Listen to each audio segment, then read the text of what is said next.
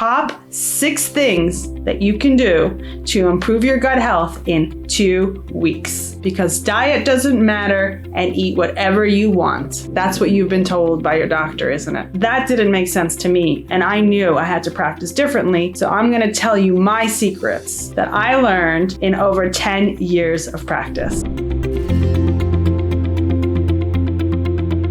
Hello, everybody, and welcome back to the Good Gut Feeling Podcast, where we digest modern medicine with old world wisdom. My name is Dr. Alexandra Shostina, and I'm going to be your host for this weekly podcast, where we have another amazing topic where you can change your gut health today. How are you going to change your gut health in 2 weeks? You are going to take your acid medications, because diet doesn't matter, and eat whatever you want. Wait, that's what you've been told by your doctor, isn't it?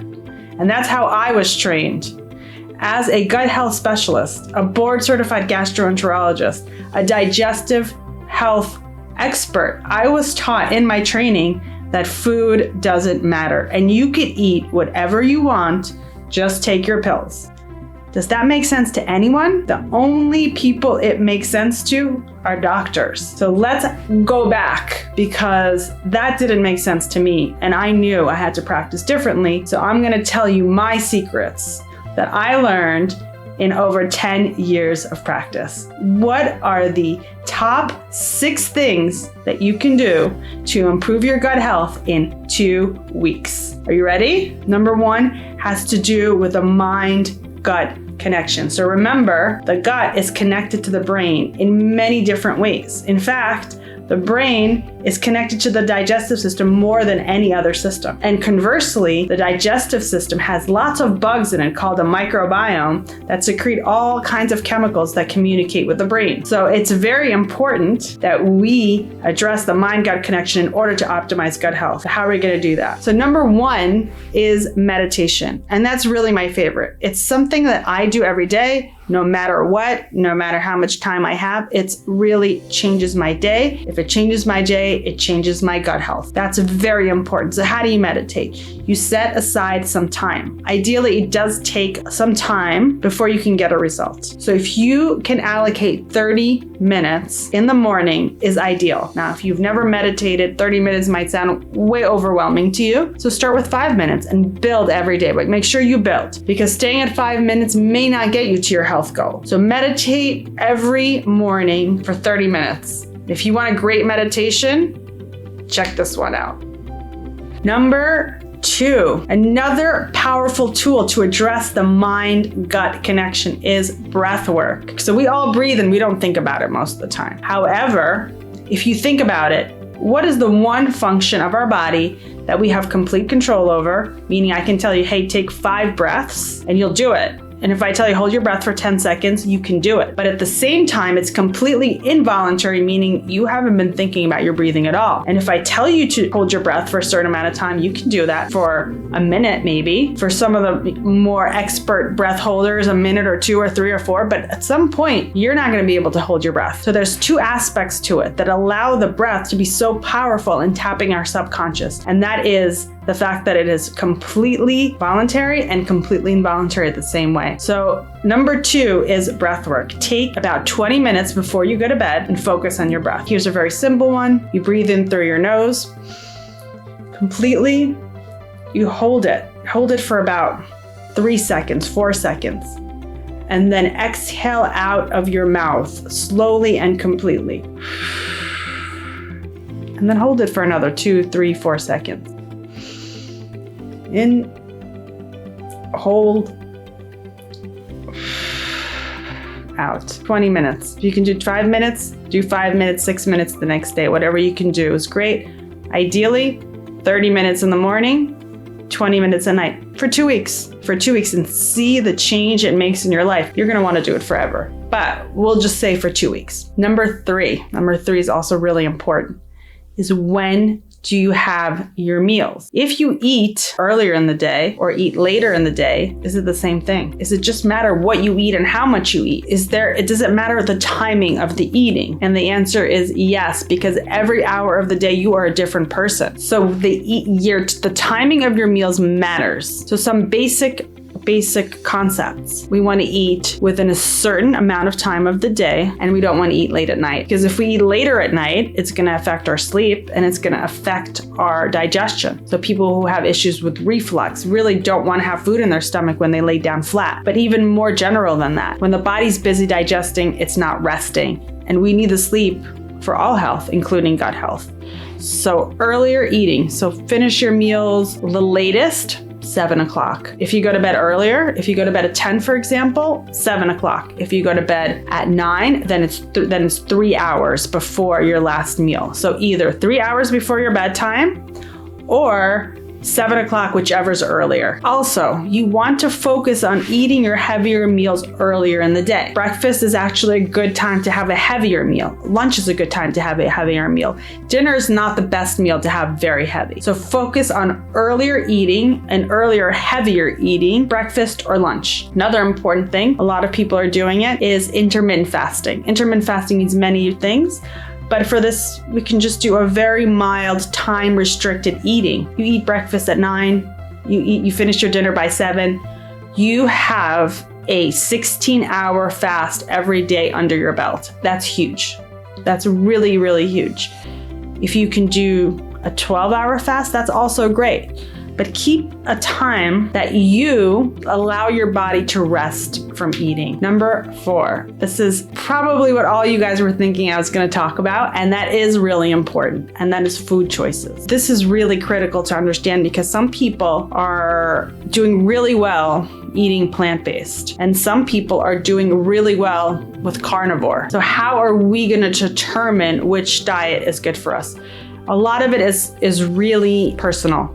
It has to do with our genetics. It has to do with our lifestyle. It has to do with where we live. It has to do with our age. So much goes into it. There's certain basic factors, and I'm going to give you basic concepts. Number 1, food should be clean. There's no food that is good for us that is processed. Processed food, additives, chemicals, preservatives, none of that works for anyone. So the people who are eating carnivore, the people who are eating a high animal protein diet, those people do best with clean meat. So if you take a cow that is living a happy life, eating grass, walking around, that cow has nutritional value. You take a cow and you put it in a pen where it doesn't move very much, and you give it GMO corn its entire life, make it stressed and sick, and that is most of our meat, most of our beef, it comes from unhealthy cows.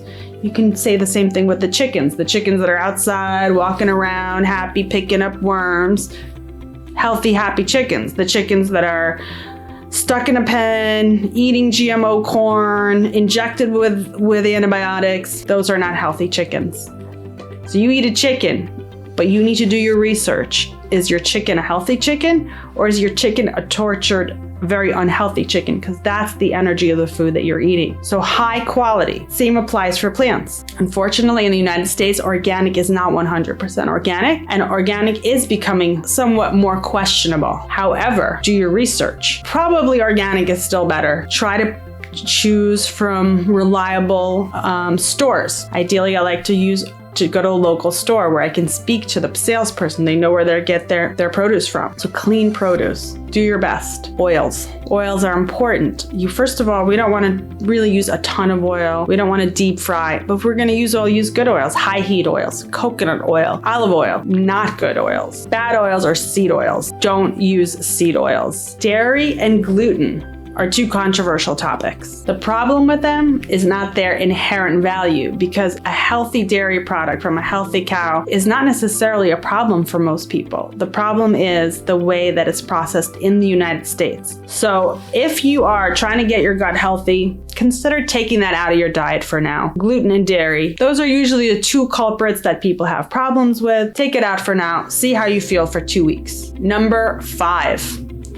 5 is movement. Everybody needs to move. Are you super fit? Then run, swim, lift weights. We need to move. Movement is good for our mental health.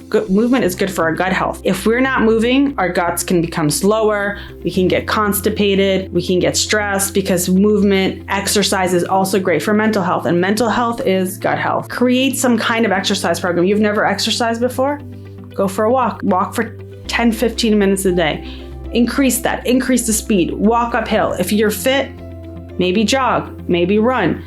Lift weights, maybe do Pilates or yoga, but we need to get moving on most days of the week. So create your plan based on how healthy you are, how experienced you are, what is your current program. Whatever it is, step it up a little bit. Step it up a little bit. And number six is also very, very important. I can't stress this enough. It is sleep. Sleep alone can change your gut. If you're not sleeping enough, if your sleep is not high quality, and if you're not sleeping at the right time, that can affect your gut health even if everything else is good. So remember, sleep is vital. Sleep is vital for all our body systems, but it's vital for gut health. Sleep is not just a resting process. Because if you think about it, if you lay in bed and stare at the ceiling and do nothing for 8 hours or 10 hours, you're going to be exhausted the next day, right? So if you're going to be exhausted next day, then sleep is something other than rest. Sleep is an active regenerative process. It is important. So 3 things. Number 1, how many hours do you need to sleep? So if you're doing great, you're kind of at your maintenance level, then sometimes people can sleep 6-7 hours and be fine on a regular basis. If you're not doing great, if you are not feeling well, then the sleep needs to go up.